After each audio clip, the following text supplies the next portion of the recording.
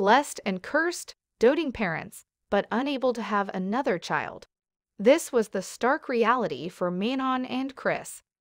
The couple spent $14,000 on fertility treatment to conceive a second child. Secondary infertility is when you've experienced a natural pregnancy and you struggle to conceive a second, said Manon. The condition affects about 5% of the UK population, the British Fertility Society said. And Manon, 33, from Bala, Gwynedd, said there needs to be more support for parents like them. It's really hard to cope with and frustrating, she said, and guilt comes in as well when you have a child already because you feel guilty that you can't provide them with a sibling. The couple have been trying to conceive for the last 7 years, enduring miscarriage and IVF. Manon said, "You're paying so much for it, you think it is sure to work. IVF is not an easy road at all to take.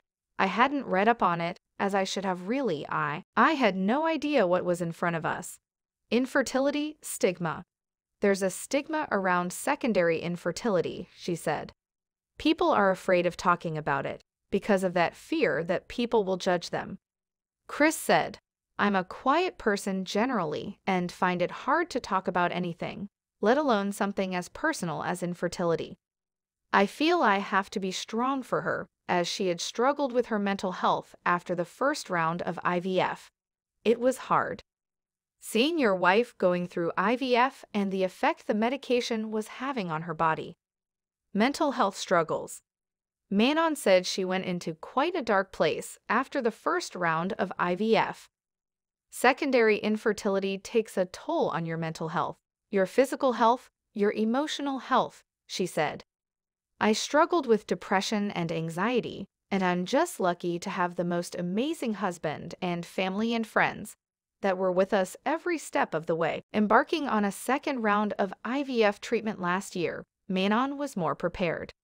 She had found support, especially from online communities willing to talk about secondary fertility and share their own experiences. "I found great comfort in community groups and pages on Facebook and Instagram," she said. "Secondary infertility groups where I could be myself and be open and honest with them and tell them exactly how I felt going through secondary infertility. Help with costs." The couple believe those in a similar position to them should be receiving more help. "I find the fact that couples suffering from secondary infertility have to pay $7,000 for one round of IVF is absurd," said Manon. "Why can't they offer a round for half the price if the first round doesn't work?"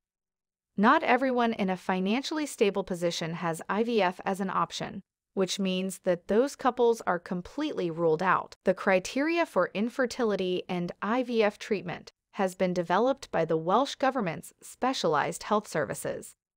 NHS treatment is only available to couples where one partner has no biological or adopted children.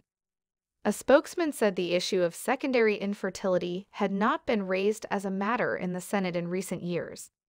But after 2 failed IVF rounds themselves, Manon and Chris have decided they will not be going for a third attempt. They have considered adoption, but for now are more focused on enjoying life as a family of 3. "We've started to accept that we're going to have one child, and we're fine with that," added Manon. "Because, to be honest, we couldn't ask for a more special child than Effa. She is a special little girl, and we are very proud of her every day."